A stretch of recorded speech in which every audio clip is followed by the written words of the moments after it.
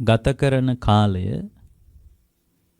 තින් ලොකු නිශ්චිත බවක් තියෙන බවක් අපේ ජීවිතේ පේන්නේ නැහැ.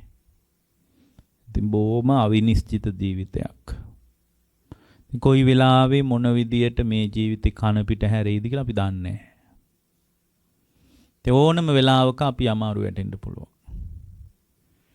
ඕනම වෙලාවක අපි අමාරු වැටෙන්න පුළුවන්.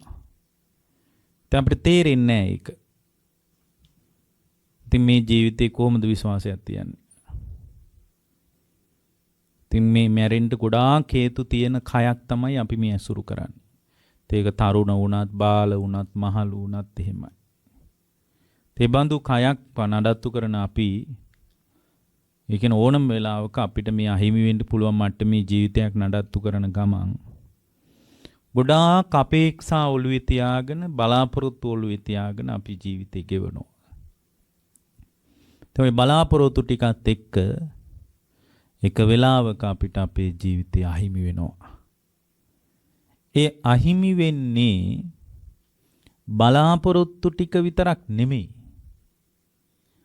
අහිමි වෙන්නේ ජීවිතේ විතරක් නෙමෙයි. සියලුම දේවල්. ඒ අහිමි වීම නැවත කවදාවත් ඒ මට්ටමින් හිමි වෙන්නේ නැහැ.